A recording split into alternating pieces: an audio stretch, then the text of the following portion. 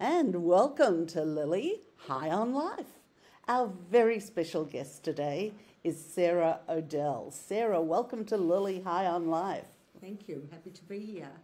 I just love your attitude and your go-gettedness and the fact that nothing stops you or phases you. So I was excited to have you on my show and share you with my listeners. Oh, thank you.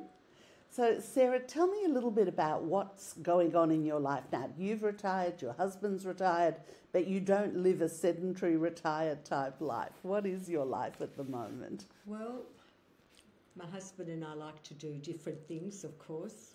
He's a man that was a forensic physician and head of forensic medicine, retired now, and he plays golf. He has meetings with his friends to play crosswords, and he builds clocks. He belongs to a clock club. He belongs to the Savage Club. He gives lectures there. How on earth did he find all of those things to do? Like when men retire, they're not usually that creative about what they're going to do with their time. Well, he started off, when I met him, at electrical engineering at Melbourne University. I was at RMIT studying accounting. He was doing engineering, majoring in power. And he was a friend of my brother's. So he had the engineering background of wanting to build things and invent things. And from there on, we got married, had 2 children, and he decided to do medicine, where I then went into his father's lingerie sportswear factory and literally worked while he was full-time medicine, having 2 little kids. So we just went from one thing to the other. And when he finished medicine, I gave up the business to be with my 2 little girls, to spend more time with them. And then I needed a bit of an outlet, so I went to adult education. I studied design for a little while. Then I thought interior decorating was quicker to get to do stuff. And we just went from one thing to another. And so it was you were a good girl. You helped your husband and you helped support the family while he was studying, and then found things that you were interested in yourself. Well, I waited till I put the girls into high school. I wanted to be there for all their homework and do everything. I also worked for a year and a bit at Rose Office Furniture with my girlfriend Judy. While the girls were at school, to make sure I could be home for when they came home from school. So I dabbled a bit here and there. So let's just go back to the kids for a minute, because for us it's normal, but in today's world, this being home for the kids and making sure that you're around for the kids is not necessarily that normal. So talk about what it was like and your decision to do that. Well, you have to remember that when Morris did medicine, I had a 5 or 7-year-old and a 3-year-old daughter. So he finished engineering but didn't want to go into it? No, his father got sick, so I went into the business while I drove him to work, and then his father was teaching me the business. Right. And then when his father passed away, and my husband didn't want to go into the business, so he thought, well, what can I do now? There's no work as a power engineer in Melbourne. My brother did electrical engineering, went to do a commerce degree, because you couldn't get work. They were phasing out, Right. But it wasn't that for the woman to go into the family business at that time.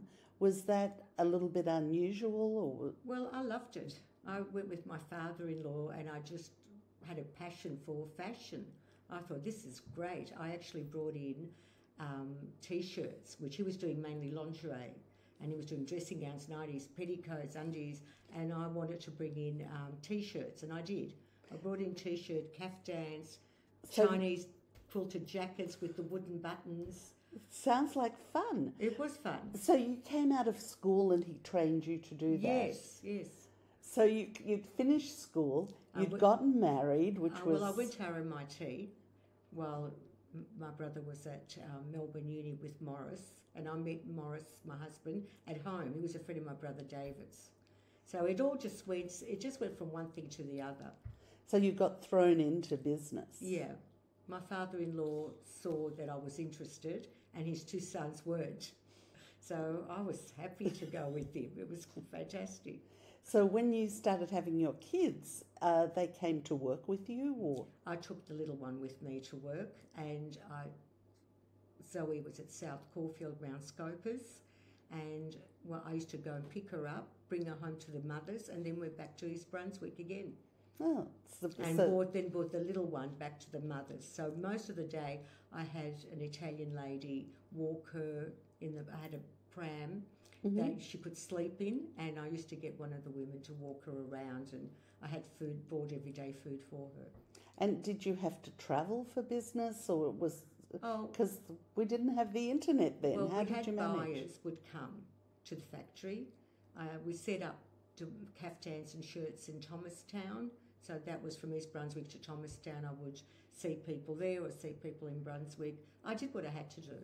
Like I said, I had a woman to look after her so she wouldn't be disturbed from her sleep, Amy, because she was little. So you weren't doing the manufacturing, you were buying and No, reselling? we weren't manufacturing. We actually quilted our own dressing gowns. We had a quilting factory downstairs to do the quilted dressing gowns. We had cutting rooms. We actually made it, but my job was to go out and look for designs and change it with the designer. So my father-in-law incentive to me was go find something and then we'll just change it so we could copy it. So we did. And then what happened with the business? Because you're not in it now. No. Well, it became a bit hard with quotas because we had a factory in Taiwan as well, and it got hard travelling backwards and forwards. And once my husband set his sights on medicine, we thought we'll take it easy and see what happens, and we'll phase it out. And then we just sold it off. Oh. And then that's why I wanted to stay with the kids. I felt I missed a lot and thought, well, now that they're older, they understand more.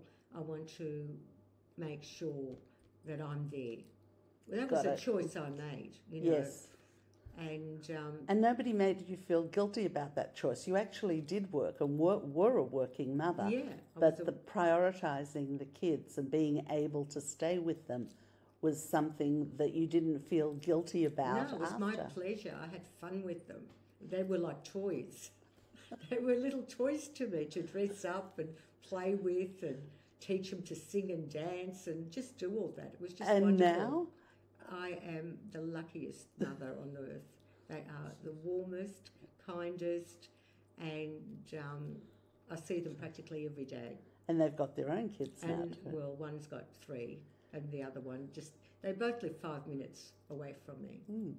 So you did have your own ambitions when you were younger that you weren't able to follow.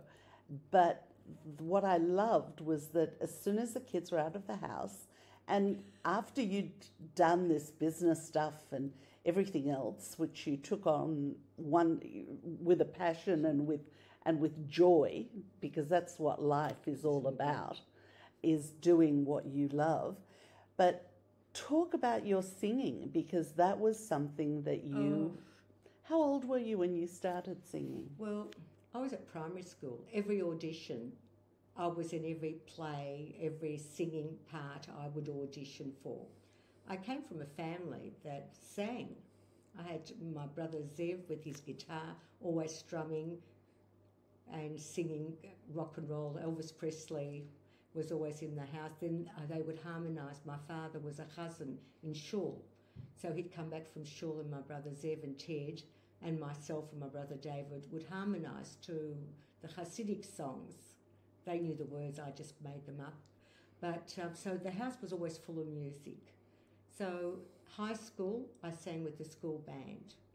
You know, I got into audition and I was accepted to do the school dances, and I popped up and again, theatre, singing, everything I could get into. That was my love. I wasn't allowed to do it. My mother said I had to study, get a degree and get married. That was what I had to do. So you wanted to take lessons and you couldn't take lessons either? Well, we couldn't afford it. My mother was left with 6 children. When my father died, I was 8. And was there a way you could have worked professionally during or after school? No. I wasn't allowed.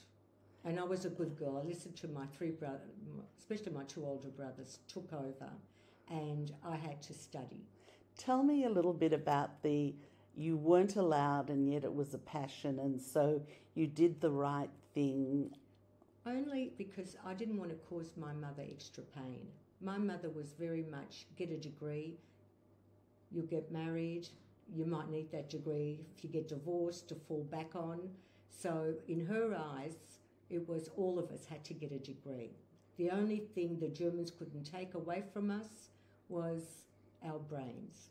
So she was, after experiencing all the losses in her life, she wanted all of us to study. That concept of you coming second and not first is quite unusual today, because today kids are taught that they come first and not their parents. My mother always came first to me.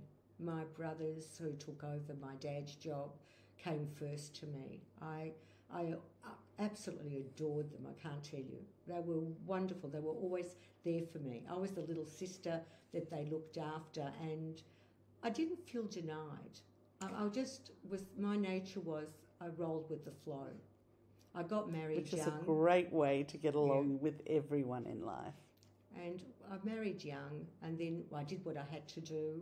And then when the girls were in high school and on their way, I started going out to karaoke with, I met an Australian famous singer, Victoria Broughton, who was in Johnny Young Talent School, Swallows Junior, and we clicked as soon as we met at karaoke, because she gave up singing on stage and television, and we just used to go all the time. So that went while the kids were at high school, got them into uni, so we went out to more nights singing.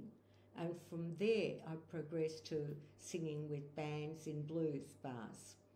So you kind of kept it up, but let's just go back for a bit, because this concept of, it's not that you were missing, you never felt you were denying yourself, but your relationship within the family with your brothers and with your mothers was such that the love and respect that you had for them didn't upset you. It didn't upset you or make you angry or anything. You accepted, because that's just pure. It was from pure love, not from selfishness, but from love of something greater and the relationships that you had. Yeah, well, they gave up a lot too. They gave up to look after a mother and small children. And they worked and put everything in so we could get educated, because that was important to them. So we all gave. We were givers. Yes. And we looked after our mother. So you were saying your dad died when you were only 8 years old. Yes, and he was sick for 4 years before that. We came from Israel when I was 4, and those 4 years he was in and out of hospital. So it was a hard time for my mum, and we all pulled together. No one left home like now. No one left the house until we got married. That's the way it was. And just, one of the things I often say with Lily High on Life is, it's not what happens to you in life, it's how you choose to deal with it. And it sounds like even though it may have been very difficult physically, financially, emotionally, to lose somebody that you love that much, it was more the focus on staying together and continuing that loving relationship with the people you had, rather than being angry he was gone or being upset or complaining about any hardships. No, we had a happy household. My two older sisters had children and would come on the weekends, and we'd all share, take apart beds to make room for them to sleep over the weekend. We pulled together as a family, so we felt strong. We missed Dad, and they must have missed him more than I did, because I was only little. But the love for each other, and everyone was kissing and hugging. I didn't feel I missed out. I was very loved by the family, and we all loved each other, and the respect from going from the eldest to the youngest. We all had our part to play, and no one was upset or angry. We just wanted to make Mum happy. We just wanted her life to be easier. I love that concept of a happy household. And I have to tell you, that's one of the things that really drew me to you when I first met you, because it radiates from you. It's about not looking, it's just about feeling good. And that when that's your focus, that's you've what got happens. a choice. You can be miserable. I chose to look at the good things that I had in my life, like my 3 brothers, my 2 sisters, my amazing warm mother. Absolutely, mate. And then I had little nephews and nieces that, were close to my age. And, it was happy, And the house so, was a happy, singing happy house. how many of you were there? 6 children. My mother lost 3 boys in the war. So I was her number 9, the youngest number 9. But we were always together, always. So, yeah, it really sounds idyllic. Now, people are different. People are all different. And you grew up in this house with all these siblings. Do you all have your attitude? No, I have to be honest. Of course, that's why I've got you on the show. You have to be honest. Yeah, because how is it? Yes. Well, I grew up with 2, I suppose. They were adorable. My brother Ted and my brother Zeb were a bit male chauvinists, just a little bit, but they were adorable and warm and caring. So you overlooked, and I knew there was such an age difference that I knew their thinking was not my thinking. But they were so good to me and so kind, and to my mum, and just as in the household, that I forgave them the way they. So you looked for the things that you liked in them, and there was a lot to love in them. There was a lot to love, I looked at out of 100%, 80% was wonderful, and the male chauvinists, well, that was their age. They grew up with being the boss, but I didn't mind. They did a great job. And I felt safe. When I lost my father, I didn't feel safe. But my 2 brothers came to the rescue, always cuddling and kissing, and what do you need? And the same thing for my brother David. Just adorable. He loved the boys, and the girls got married, so they had their own families. But I grew up with the 3 brothers and couldn't have had a happier life. So, without being too politically correct, because I understand you're not going to tell me anyway, but the question, did they create, I know you created that kind of a household as well, but did they duplicate that kind of happy home, happy household with their own families as well? Not quite, no, not quite. Because they were bringing in other people also. Because you always have to, when you've got a partner. My brother Zev got divorced, and unfortunately the only one out of 6 children, not bad. But it wasn't the way he was at home. Pressures of afterwards, coping with another family, coping with the in-laws and stuff, didn't flow the way our family flowed. But we always stayed close with him. And my brother Ted raised 3 wonderful children and stayed at the head of the family from all of us. We always would run. Even my 2 daughters, when I was overseas and something happened, they threw little pebbles in his window and ran to Uncle Ted in the middle of the night, for help. This is the way it was. We all pulled together. And in those days, there was really a time where divorce was not the thing to do, no matter what. Very hard. Yeah. And so you all saw him through that. And we all had tried to help him as much as we could. And in retrospect, sometimes it's a really good thing, because it's the experiences you have that prepare you for what's going to come next in your life. Yeah, that's true. I saw things as I was growing up, hardships in relationships, a divorce, it was all things I had to deal with. I loved my ex-sister-in-law. I loved her. It was like so hard for me too, but she put conditions not to see my brother, to be friends with her. And you can't do that. People don't She didn't realise people are their own worst enemies. Nobody can do things to you that are worse than what you do to yourself. Well, she lost us because she put conditions. I don't want you to see your brother. And I said, he raised me. How can I not see him? I love him. There's no way. I said, I'm sorry, but there's no way. So I'm assuming that was many, many, many years ago. That was many, many years ago. She's passed away. My brother's passed away. Oh. My middle brother, Zeb, died about 12 years ago. My brother Ted died 2 years ago. Each loss took a part of my heart. So who is left from your... Just my brother David and my 2 older sisters. And it's you go through these things, they make you wiser, they make you more appreciative, but it's part of the story of life. And you realise what you've lost, your best friends, you know. And hard. What's most important today as well, and what things. So, what do you see as being most important for you as you go through your days and you meet people and you have relationships and? Well, for me, it's, to be honest, I like to be surrounded by my brother and family, my sister-in-laws and family, my kids especially. I see them, I'm allowed to come every day.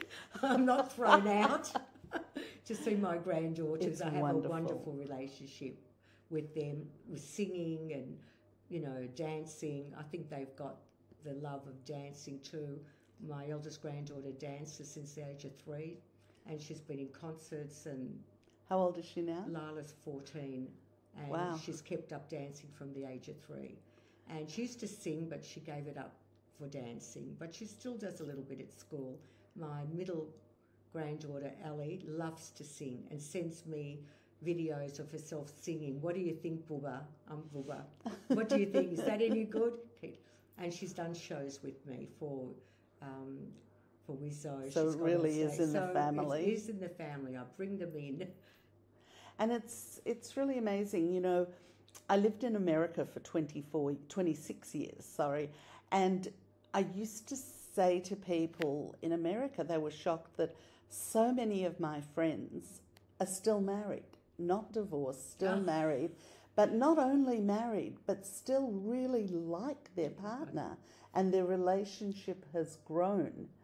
And I get that sense from you, but you're also very close friends. 50 years this August. Wow, that's...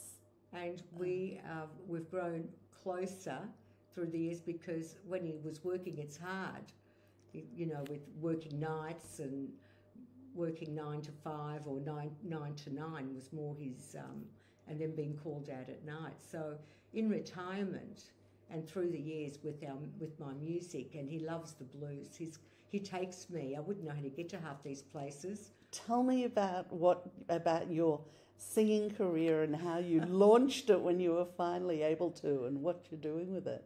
Well, I launched it for my love. That was the love of my life too. The singing and entertaining in front of a microphone, in front of an audience. And I didn't tell anyone about it. I went out of the Jewish community for it, to be honest, because I wanted my own space. And a lot of people said, oh, I didn't know you sang. I said, well, those that went to Princess Hill with me knew I was in every show and I sang. But afterwards, I just went into what I call the real world and wanted to see if I'd be accepted. And I was asked, you know, can you come up on stage? And even right through all these years, can you sing? Can you give us 3 numbers with the band? And I do it 3 times a week. I go to different places to do it, and I even fit in karaoke. People laugh at karaoke, but I go with my brother David, who loves karaoke, and it gives us quality time singing again with the singing together. And wherever he wants to go, wherever new club he finds, I'll go with him.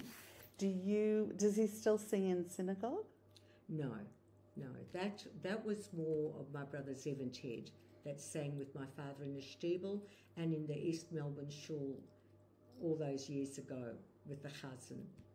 Yes, the East Melbourne Shul is still thriving. And that was, I can't remember the cousin's name, but he said to my brother Zev and Ted, I'd love you to promise me for 1 year you'll come every week to sing with us. And they did. How So wonderful. That was, but my brother David isn't, we used to harmonise with Zev and Ted, but it wasn't our love, I have to say. Well, if it's passed on to the grandkids as well, it's definitely a genetic thing. The singing, absolutely. My uncles were in Canada, were in the Jewish theatre. My father's two brothers. My cousin Evelyn in Canada sent me a lovely letter saying, oh, you're keeping up the Eisenstrass family tradition of being in theatre, being in shows. And she said, my two uncles, your father's brothers, were in the Jewish theatre singing and acting. So it's never too late to follow. Never too late.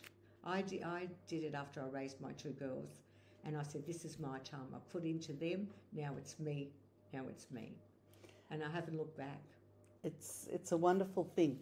And your mother, you were saying, was also one of 11. My mother had 11 sisters and one brother. They kept having children, but it was from two marriages. Her father's first wife passed away and left him with about 6 kids. And then when he married my grandmother, he then had another 5 or 6 kids with her. So being an only child, I have to ask you, what's it like having so many kids in the family? Oh, it's fantastic. Yontovs and Shabbats were the best times ever. Did you ever just want to be alone? Or Never. I'm not that kind. The bigger, the more people, the more I like it. And did you have your favourite aunties and uncles, or your more favourite siblings? I didn't have aunties and uncles. Oh, because they were in America. Right. And we didn't have anyone here. So, and you just all your brothers rallied around you and were... and nephews and nieces and great nephews and great nieces, and they're all adorable. I love them all. So now that you've got more time, you seem so busy. I met you because I joined a Yiddish conversation group, and there you were. So that's something that I've done. Is tell me about the Yiddish in your life and some of the other things that... The Yiddish in my life is very important because that's what my mother didn't speak English. And she's been gone now 26 years, my mother. So there's words we forget. And when this group came up, I said, please take me, because we all speak a different Yiddish. You know, my mother used to speak Kum Do, Was machst du? And at Princess Hill was Kim Do. And for me, it's Kim Aher. Kim Aher. So we had at the Yiddish group, this one spoke like this, and one like my mother's Yiddish, and it's wonderful. And Yiddish is the funniest language. You cannot explain in English the words that you can express. The comical.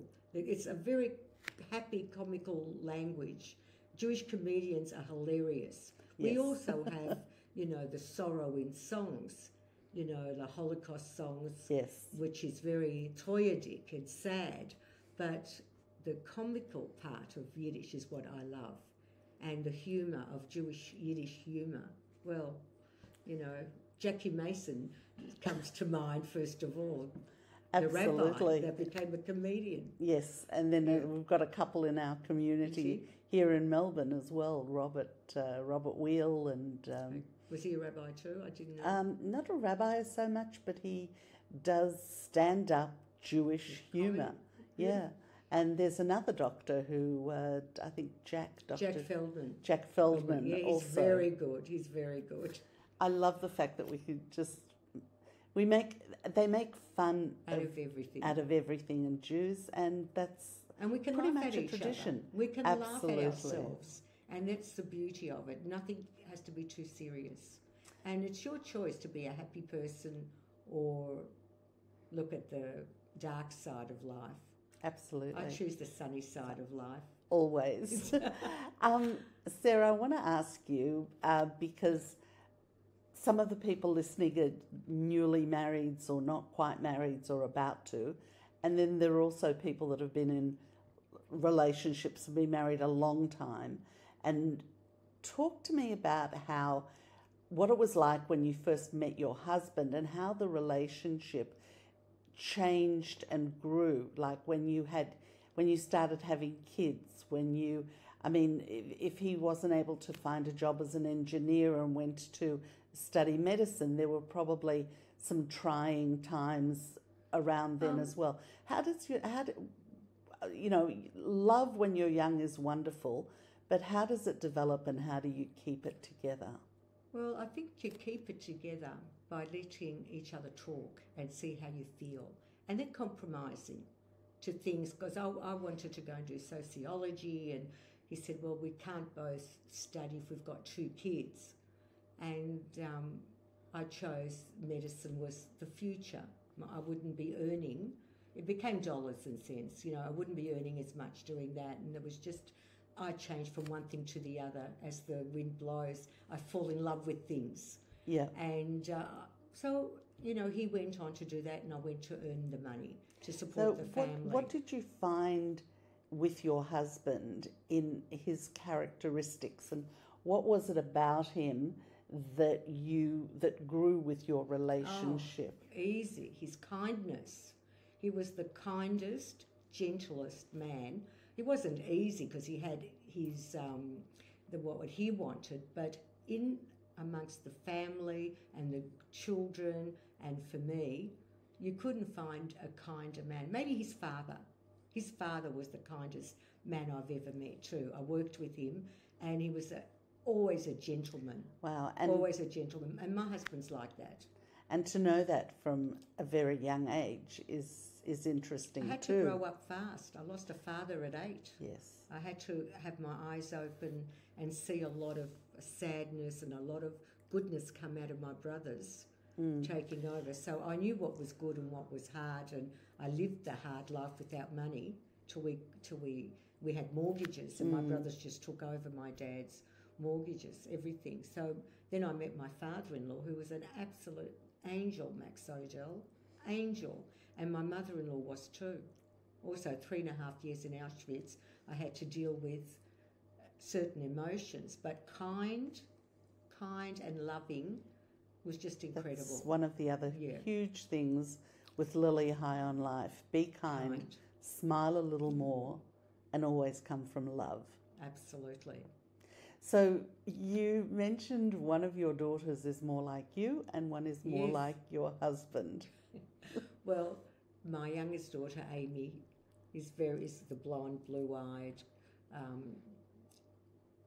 very much my personality. When I say something, she'll finish off my sentence, and I can finish off her sentence. And she's like Joan Rivers in comedy. She's like a comedian. Natural. Just natural, funny. Does she do it? No, she doesn't do anything. No, she studied commerce degree, then went into a corporate recruiting business, and had 3 children with a laptop on her lap, breastfeeding, in business, doing what she had to do, and she's an incredible mother. So what are her main characteristics that you admire? She's sunshine. She's sunshine. She looks at the bright side of things. And she's a worker. She's not spoiled. I did spoil them. I gave them practically everything. But she had work ethic. She studied and then she worked. She didn't say, oh, Mum and Dad can give it to you. She went out and said, I will earn it. And at 16, she worked at Jump for Jackie, selling dresses, washing the floors for Jackie Interact. There, she did everything. Nothing was beneath her. She wanted to earn her own money, and so I absolutely value the fact that she was a little go-getter. Went from one job to another and degree, and she did it all. And I helped her. She put a PhD cap on me, and because I helped her, pushed her a little bit to study. She said, "Mum, you deserve this." So she knows where to give you the gratitude, and she's absolutely adorably loving. And she sounds like she also took on your relationship with your mother as well. Oh, both Boobas were in the house at my place practically every day when I lived in Caulfield, and they have a lot of goodness from Nana and Booba, the kindness and the caringness. And the other daughter? Oh, she's my That's little like genius. your husband? Genius like my husband. She's got a master's in art, master's in law. She's working, also the same work ethic. Doesn't ask for anything. I have to push her, both my girls, to give them something. They don't want it. We'll earn it. We'll do it. More strong-willed? Very strong girls. Very powerful girls. And she's like my husband, because my husband's a hard worker too, and very bright. Almost genius level, I would say, my husband is. But all kind and caring and not spoiled, even though I did spoil them. I have to say I did. But they're not spoiled girls. They're very kind to everyone, very considerate, loving, unbelievably good granddaughters. What more could you want? Yeah, they were so in terms good to of the characteristics? boogers. Yeah. And did you go through any times where, I mean, everybody has fights and disagreements, but did you go through any times with your husband where you just got sick of him and thought, no, this is, God? No, I didn't. Never went through a time. My thing was, he was such a good father, and I lost my dad at such a young age. And when I looked at his nurturing, he never hit them. He never screamed at them. He might have ignored them in time when he was doing projects, but there was such a wonderful relationship and quality time to take them to museums and art galleries and take them through. So I valued all that. And the fact that if he didn't want to socialise was our biggest thing. He was tired. I don't want to socialise. I want to go out. I understood the hours he worked. So it was really love that grew and respect. Respect and love and the kindness of him. He's such a kind man. And when you keep saying kindness, it really sounds like a reciprocation of the love and the respect. Well, I never saw... except for my brothers being so kind in the family and loving, I don't think I've ever heard a lot of my girlfriends say that about their partners or husbands. Which is also one of the reasons that I'm sort of pushing in on it a bit, because in America, definitely, you don't have relationships like that. Here in Australia, I've got a handful of friends who very much had that kind of relationship and still have with their husbands. Their family life was different because being coming from Holocaust survivors, there are all kinds, I mean, the love's always there, but it doesn't always manifest as joy and kindness, you still feel the love. But with a husband and wife, somebody that you've chosen to spend your life with, the fact that you have kept a strong respect and love while you were raising your family is not that common. It's not as common as it should be. I'm blessed to have half a dozen friends with those kinds of relationships. Well, I think people mightn't see it. Some people look on the outside thinking this one's got a better marriage, this one's happier, looks happier than me. They don't know what's behind the wall or the facade. True. So I don't look what's on the other side. My mother always taught me, look in your own plate. In Yiddish, kik bazech and teller. Yes. And not what somebody else has got. She said there'll always be someone richer, someone smarter. There's always someone that's going to have more than you. She always taught us, be happy with what you've got. Try your best in the world to get what you want, for yourself, but don't jump to someone else's tune. Or assume anything about anybody else. That's right. Because you really don't know where they're coming from. And on a more cynical level, it was the only people who are truly happy are the people you don't know that well. As in, not that they're not happy, but everybody's got their own problems, their own sorrows. We all have, people dying, people getting sick. I suffered knowing my dad was dying as a little girl. Didn't understand what death was, but I knew he was going away. And that was terrible. And then, I grew up and my mother was sick and I was frightened of losing her. And then I did. At 40, I lost my mother. And then...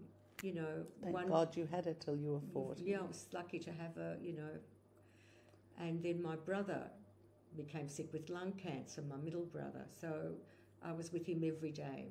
Every single day until he died. 16 months of lung cancer. every day. And he was singing songs reminding me of commercials, like something about a Marshall battery. And he remembered all these commercials. And this is a man that's had months to live. So his state of mind stayed positive. Yeah, and he sang Yiddish songs to me that my dad used to sing. Oh, wow. And he remembered the words, which I don't remember the words. And Zev remembered the words. And then I had, 10 years later, my brother Ted.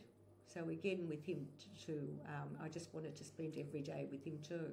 It doesn't get easier. It doesn't. We all have sadness, but, they're in your heart. You carry them in your heart and you don't forget them. And how do you deal with that? How do you deal with you've had so many losses that A lot, yeah. and you've been there for them while they've been going through, and so you've had the time to reconcile that they will be gone. And when they're actually gone, how do you deal with that in terms of it allowing you to still be as wonderful and positive as what you are? Is it a day? Is it the Shiva week? Is it a month? What is it with those really strong losses? How do you recover enough to make your life good? Well, I sat home for a month.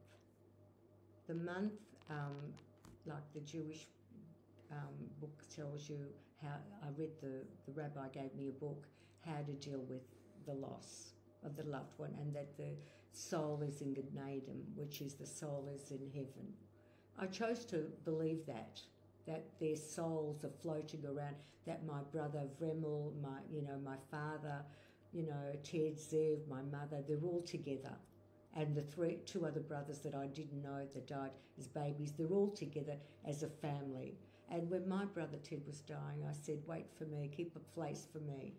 And on his deathbed, he got my brother David to sing to him and me, It's My Way by Frank Sinatra. And this was literally on his deathbed. So, and he said, live for me, don't stop singing. Just because I'm going, I'll be there watching you sing and do all the fun things. So you look, the things that you can accept. This is how I chose to accept their death, that they're there waiting for me, and I'm going to live the best life I can. And you did take that month to just mourn. 1 month I cried my heart out. I indulged myself to the point where I don't think I had any more tears left. So what else do you still want to do that you haven't done? Oh,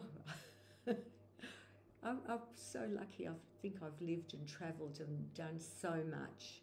I just want to enjoy with my children and my friends all the fun times to come. I'm looking forward to the fun times in the future. Tell me what the word nachas means to you. Nachas means that when I have my family around me and the love that we cherish for one another, I feel so lucky. That's my nachas, that we all love each other. Sarah, thank you so much. I really, really appreciate you sharing the way you've lived your life, sharing some really intimate moments with us. And I know that it's something that people are going to need to hear when they hear this interview. So it's been delightful. I haven't known you that long, but I'm looking forward to knowing you for a very long time and singing with you as well. Absolutely. Thank you. Thank you.